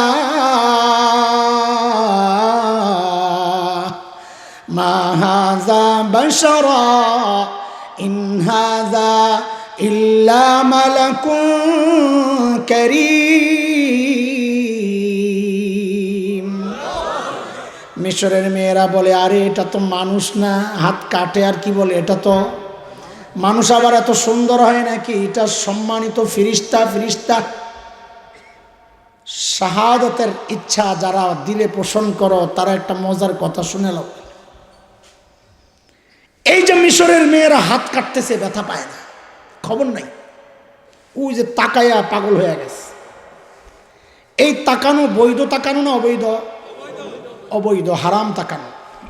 তাকাইছে কয় পক্ষ? নবী ইউসুফ কি তাকাইছে? না, নবী ইউসুফ কোনো গুনাহ করেন নাই। আল্লাহ কোরআনে সূরা ইউসুফ আয়াত 23-24 নবী ইউসুফের পবিত্রতা বর্ণনা করতে গিয়ে বলেছেন, কাযালিকা লিনাসরিফা আনহু সুআ ওয়াল ফাহশা। আমি নবী ইউসুফকে অশ্লীল অন্যায় কাজ থেকে বাঁচাইয়া দিছি। কাজে নবী ইউসুফ কোনো গুনাহ। তাকাইছে কয় পক্ষ? কয় পক্ষ? হারাম তাকানো না হালাল? এক পক্ষ তাকাইছে, হাত কাটে, ব্যথা পায় না, খবর নাই। আহা, কি মজা আমাদের বড়দের কথা। কারে এইনি কাহিনী। শহীদ যারা হয় এদেরকে আমরা কি দেখি? কান কাটা, চোখ উপড়ানো, নাড়ি বুড়ি বের হয়ে রয়েছে, হাত একটা ওই মাথায়, পাও একটা ওই মাথায়, অথচ দুনিয়াবাসী কি দেখে? একটা মুস্কি হাসি দিয়ে রয়েছে। দেখছেন না? মুস্কি হাসি দিয়ে রয়েছে। কিরে ভাই, ব্যথা পায় না? ব্যথা পাবে কেমনি? মিশরের মেয়েরা এক পক্ষ তাকায় হাত কাটে, খবর নাই। শহীদ যখন দুনিয়া থেকে বিদায় নেয় তখন তাকানো আর এক পক্ষের হয় না। বলে কয় পক্ষের? কয় তুমি জানো না, শহীদ যখন দুনিয়া থেকে বিদায় নেয় তখন জান্নাতের হুর গিলমান দেখতে থাকে, তারা ডাকে, ওয়েলকাম, জলদি আসো, খেদমতের জন্য আমরা রেডি।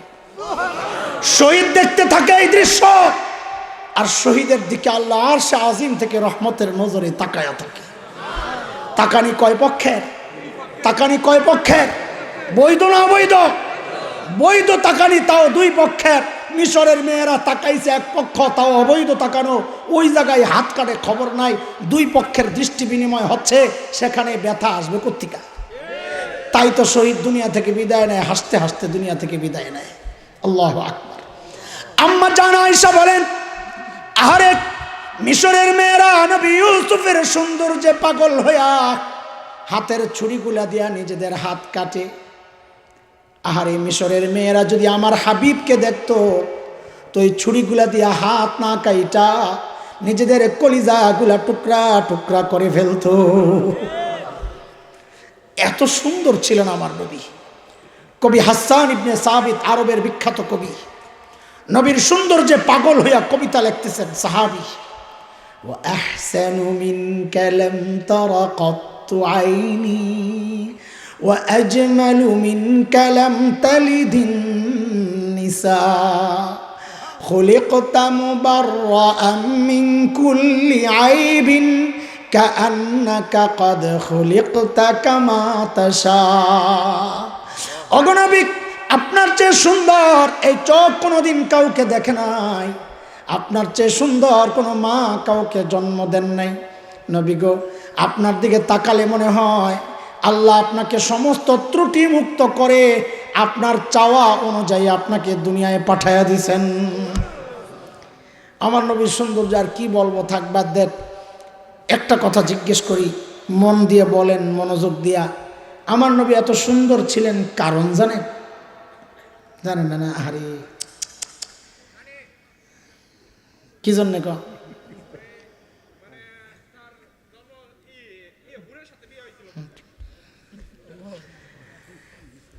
বিশ্বাস সিন্ধুর কিসা, মুহররমের ঘটনা কই পাইছ? বিশ্বাস সিন্ধুতে পড়ছি। এগুলো শুনতে শুনতে আপনারা অভ্যস্ত, এগুলোই তো কইবেন। ঠিক আছে, ঠিক আছে, যা জানে বলছে। আমি একটা অন্য কথা কইতেছি। আমার নবী এত সুন্দর হওয়ার কারণ হচ্ছে, নবী প্রতিদিন সকালে একবার, দুপুরে একবার, রাত্রে ঘুমের আগে একবার, প্রতিদিন 3 বার জিলেট দিয়া শেভ করতেন। না খালি না কইবেন আমি সিন্দিকে আসা সিল্লে নাউজুবিল্লাহ ক, এটা ইমানটা তো আমারও যাইব, তোরা নাউজুবিল্লাহ না কইলে। না বিশ্বাস করে লাইছস? হুজুরা আপনি কি আর মিথ্যা কইবেন? ওই যে আরজাবাদ মাদ্রাসার শাইখুল হাদিস আল্লামা তাজুল ইসলাম সাহেব হুজুর গেছেন ময়মনসিংহ ওয়াজ করতে। সাদা সিধা মানুষ, ময়মনসিংহের মানুষ তো 12টার পরে ওয়াজ শুনতে আসতো এক সময়, গাঠটি কুট্টা লইয়া পান চাবাইতে চাবাইতে সারা রাত্রি ওয়াজ শুনবে। তো আয়া বালিশ খাতা বালিশ লইয়া ঘুমায় যেত আশেপাশে, এটাই ওয়াজ। ফান চাবাইতে চাবাইতে ঘুমায়, সকালে ফজর নামাজ পড়ে আবার ফান চাবাইতে চাবাইতে বাদ যায়, এটাই ওয়াজ। সারা বছরের পুঁজি পাওয়া গেছে। তো হুজুর আলে আলেম ওই আজাইরা চিনলেন না, মানুষ তো না। তো অবস্থা দেখে কয়, আরে আপনারা উঠুন না, হুজুর ময়মনসিংহের মানুষ, কারে আপনারা উঠুন না উঠুন না। আমি ওয়াজ করতেছি, কারে ওয়াজ করতেছি, আপনারা উঠুন না উঠুন না। ওই কোনা থেকে বলে এক বুড়া উঠছে, ওইটা কয় কি হুজুর আমনে কইন আমনে কইন, আমনি কি আর মিছা কথা কই ভাই? আপনাকে অবস্থা তো তাই হয়ে গেছে দেখি। আমার নবী এত সুন্দর ছিলেন শেভ কইরা, দাড়ি কেটে না রেখে। তোমারে কে বললো দাড়ি কাটলে স্মার্ট হয়? কথা বলে না। এতক্ষণ কি শিখাইলাম? কে বলছে? বলে শয়তান বলছে। আপনি কেমনে জানলেন? আল্লাহ কইছে। وقيضنا لهم قرناء فزينوا لهم ما بين أيديهم وما خلفهم। শরীয়ত বিরোধী কাজকে সুন্দর চটকদার স্লোগান দিয়া চমৎকার বানাইয়া বাজারজাত করা, এটা শয়তানের কাজের একটা ধরন। বুঝে আসছে কথা? খালাস, আর আগে বাড়লে অনেক সময় যাবে।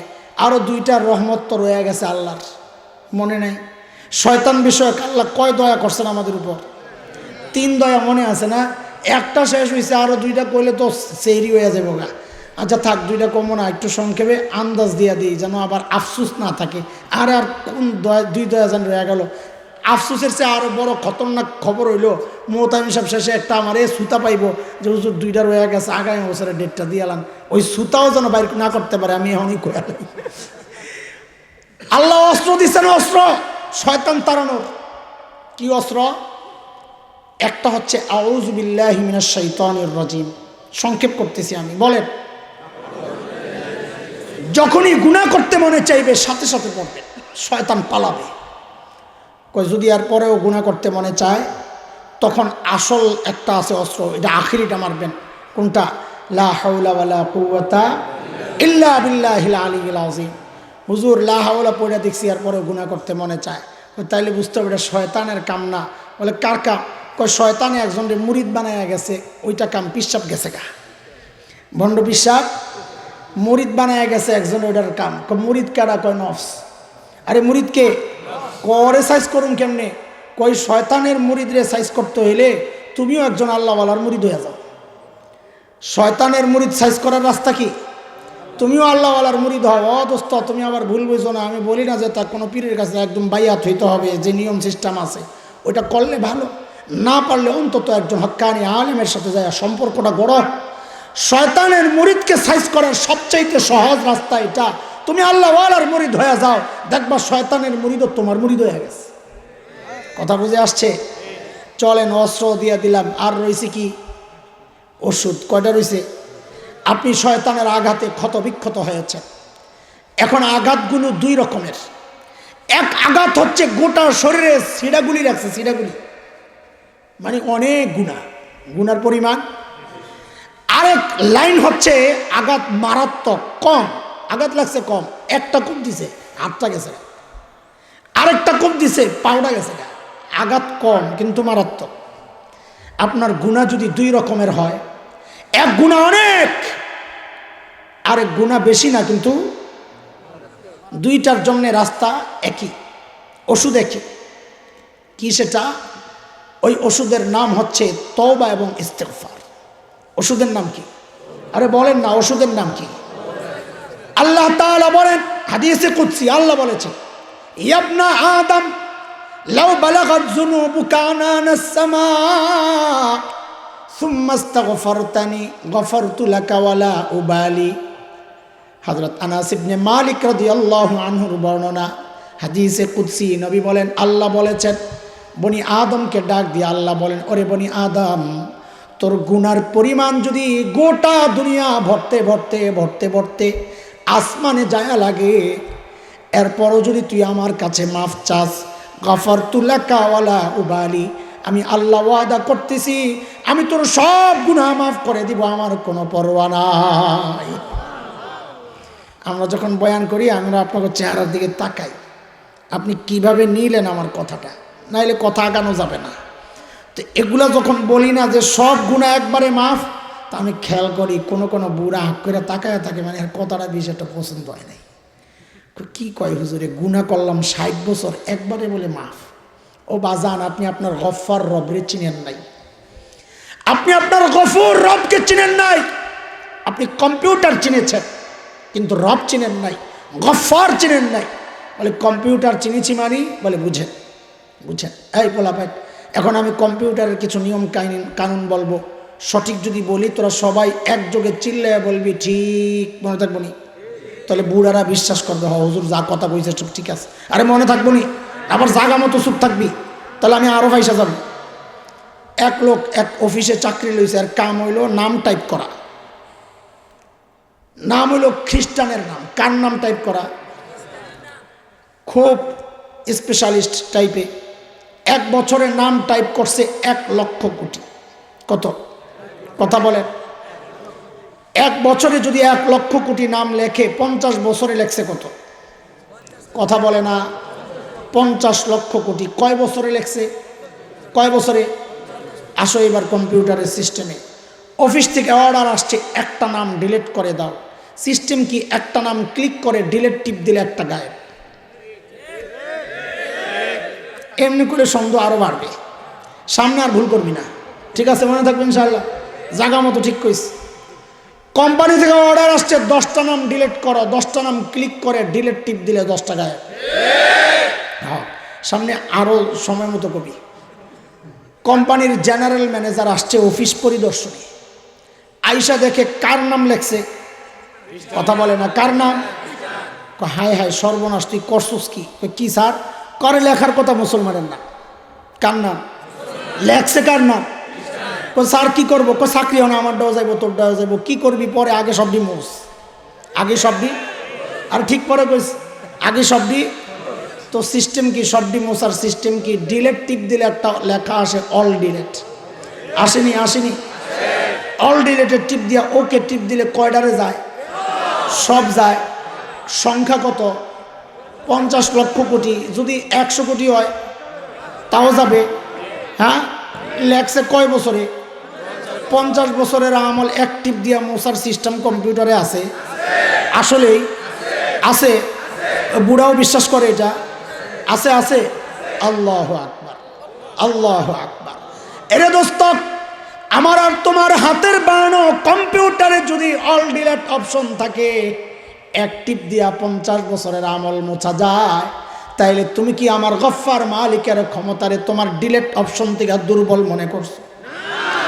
আমার আর আপনার মালিক কি আমাদের গুনার ফাইলের মধ্যে অল ডিলেটেড টিপ দিয়া 50 বছরের গুনাহ একবারে মুছতে পারেন না? কথা কোন পারেন না? কথা শেষ হয় নাই, মনোযোগ ধরে রাখেন। নাম ছিল কার? এক টিপ দিয়া তো মুছছে। এখন বলেন তো, আর এমন কোন সিস্টেম আসেনি যে আর একটা টিপ দিলে অটোমেটিক 50 লক্ষ কোটি মুসলমানের নাম লেখা হয়ে যাবে? কোন জায়গায় আছে? হ্যাঁ, আছে কোন সিস্টেম?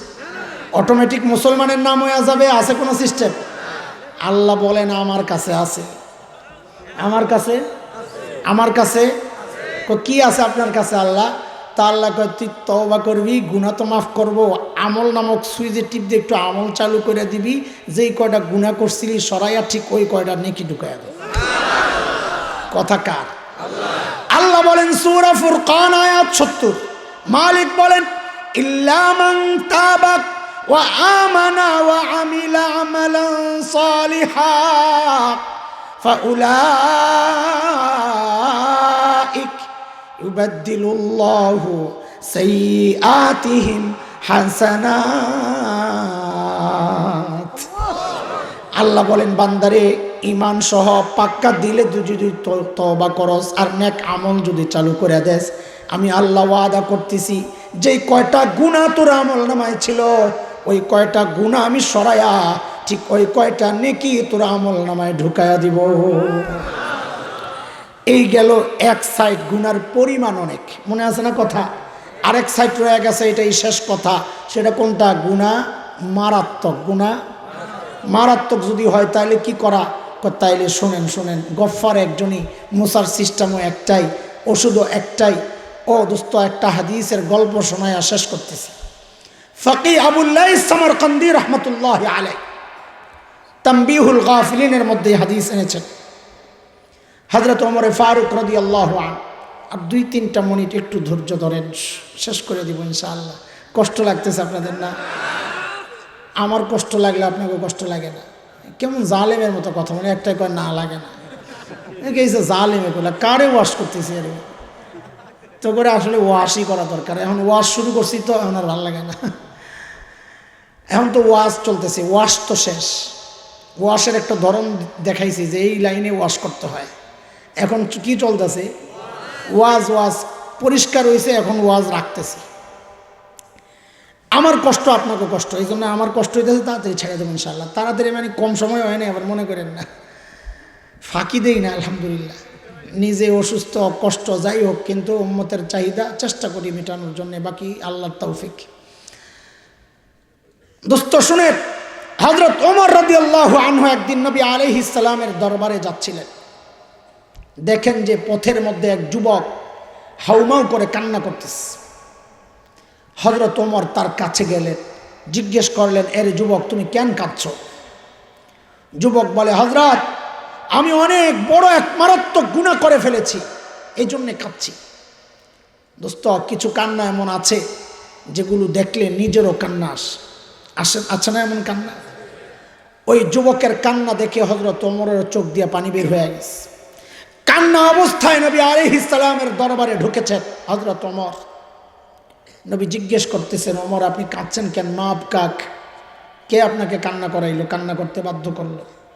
হযরত ওমর ঘটনা শোনাইলেন, ইয়া রাসূলুল্লাহ, রাস্তায় এক যুবক, সে নাকি মারাত্মক গুনাহ করেছে, সে কাঁদছে, তার কান্না দেখে আমি সইতে পারি নাই, আমারও কান্না চলে আসছে।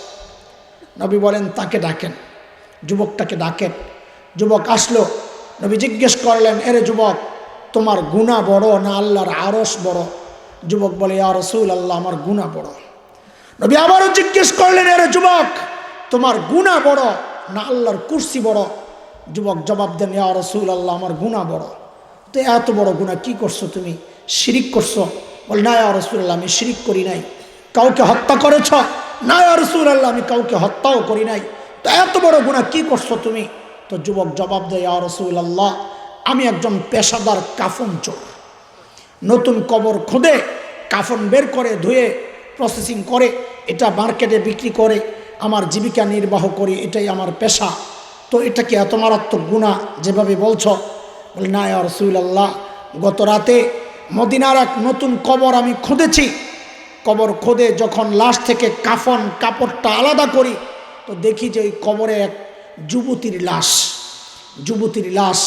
লাশ দেখে আমি নিজেকে সংযত রাখতে পারিনি। মনের মধ্যে কুমন্ত্রণা জাগে, ওগো আল্লাহর হাবিব, ওই মৃত যুবতীর লাশের সাথে আমি জিনা করেছি। এরপর আমি যখন কবর থেকে উঠি, কবর থেকে একটা আওয়াজ আসছিল, আমার কাছে মনে হচ্ছিল যেন ওই যুবতীটাই কথা বলছে। কি বলে সে? এরে আল্লাহর বান্দা, এই লাখো মুর্দারের সামনে তুই কেন আমার উলঙ্গ করে রেখে গেলি?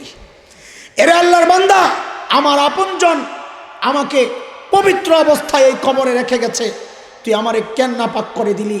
এখন আমি কেমনে এই নাপাক শরীর নিয়ে হাসরের মাঠে আমার মালিকের সামনে দাঁড়াবো? এই কথা বলে যুবক যখন কান্না শুরু করছে, নবী আলাইহিস সালাম বলেন, আরে তুমি তো অনেক মারাত্মক গুনাহ করে ফেলেছ। যেই না নবী এই কথা বলছেন, এখন যুবকের কলিজা ফেটে চিৎকার। কারণ কি? যে সে ভেবেছিল নবী আলাইহিস সালাম মাফ আর ক্ষমার একটা রাস্তা দেখাইয়া দিবেন, যে তুমি এটা করো, আল্লাহ মাফ করে দিবেন। নবীর কাছে যাই যখন সে কোনো সান্ত্বনার কথা শুনতে পেল না, তার কলিজা ফেটে চিৎকার। সে আর ওই জায়গায় থাকে নাই, এক দৌড়ে সোজা পাহাড়ে যায় চিৎকার করে কাঁদছে। কি করে কান্না করছে দোস্ত? শব্দগুলো যেন কিছুটা সাইয়্যিদুল ইস্তিগফারের যে কথাগুলো, যেন ওগুলোই সে বলছিল। আহারে, নবী আলাইহিস সালাম কি কথা আমাদেরকে শিখায়া দিয়েছেন। মানুষের সামনে কান্না করা তো সোজা, একজনের চোখে পানি দেখলে কান্না আসে, কান্নার ভাব দেখলে কান্না আসে। একা একা আমার নিজের কথাই আপনাদেরকে শোনাচ্ছি, একা একা রাতের গভীরে কান্নার প্রয়োজন, কান্না আসছে না। আমার অভিজ্ঞতা, আমি উপকার পেয়েছি, আপনিও করে দেখতে পারেন। ওই সাইয়্যিদুল ইস্তিগফারের কথাগুলো যখন নিজের মুখে উচ্চারণ করা শুরু করি, হৃদয়ে ভেঙ্গে তখন কান্না আসে, চিৎকার করে কাঁদতে মনে চায়। আরে আল্লাহর হাবিব কি কথাগুলো শিখায়া দিছেন। আল্লাহুম্মা আনতা রাব্বি লা ইলাহা ইল্লা আনতা। ও মালিক, আপনি ছাড়া তো আমাদের কোনো মাবুদ নাই, আপনি ছাড়া কোনো মাবুদ নাই। যেন কথাগুলোর ধরনটা এমন যে বাবা রাগ করলে মায়ের কাছে যায় আশ্রয় পাওয়া যায়, মা রাগ করলে বাবার কাছে আশ্রয় পাওয়া যায়। ও মালিক, আপনি যদি রাগ করেন আমি কার কাছে যাব? মাবুদ তো আপনি ছাড়া কেউ নাই। আরেকটা মাবুদ থাকতো, আপনি রাগ করছেন, তার কাছে যাই আশ্রয় পাইতাম, তার কাছে আশ্রয় না পাইলে আরেকজনের কাছে যাই আশ্রয় পাইতাম। মা বাবাকে সন্তান অনেক সময় অভিমান করে বলে, আমারই কি পাইয়া আনছ, আমারই কি পালক আনছ, জন্ম দাও নাই? তো মা জড়াইয়া ধরে, না রে বাপ, এই পেটে তোকে ধারণ করেছি। নবী যেন আল্লাহর সাথে আমাকে আপনাকে ওইভাবেই কথা বলা শিখাচ্ছেন। আল্লাহুম্মা আনতা রাব্বি লা ইলাহা ইল্লা আনতা। আমি কে? আমার কি আরেকজন সৃষ্টি করেছে? তুমি যে তাড়াইয়া দিবা, আমার কি আরেকজন সৃষ্টি করেছে? না, খলাকতানি, তুমি তো বানাইছো। এখন যে আমি আরেকজনের কাছে যাব, কেন যাব? ওয়ানা আব্দুক, আমি তো তোমারই বান্দা। তুমি তাড়াইয়া দিলে আমি কার কাছে যাই আশ্রয় পাইব? যুবক যায় কান্দে কান্দে, ও আল্লাহ, রহমতের নবীর কাছে যায় একটু সান্ত্বনার কথা শুনতে পাইলাম না। তাইলে কি আমার বাঁচার কোনো উপায় নাই? আমি কই যাব মালিক? গুনাহ তো করে ফেলেছি, কিন্তু যাব কই? আপনার দুয়ার ছাড়া আমার তো আর কোনো দুয়ার নাই মালিক। একদিন কান্দে, 2 দিন, 3 দিন, 4 দিন, 5 দিন কান্দে। কানতে কানতে 40 দিন পর্যন্ত যুবক কেঁদেছে। 40 দিনের মাথায় জিবরাইল আমিনকে আল্লাহ পাঠাইছেন নবীর কাছে। হযরত জিবরাইল এসে নবীকে জিজ্ঞেস করেন, ইয়া রাসূলুল্লাহ, আল্লাহ জানতে চেয়েছেন সমস্ত মাখলুককে কে সৃষ্টি করেছেন? নবী বলেন, আমাকে এবং সমস্ত মাখলুককে তো আল্লাহই সৃষ্টি করেছেন। জিবরাইল আবার জিজ্ঞেস করলেন, ওগো আল্লাহর হাবিব, আল্লাহ জানতে চেয়েছেন মাখলুককে রিজিক কে দেন? নবী জবাব দেন, আমাকে এবং সমস্ত মাখলুককে রিজিক তো আল্লাহই দেন।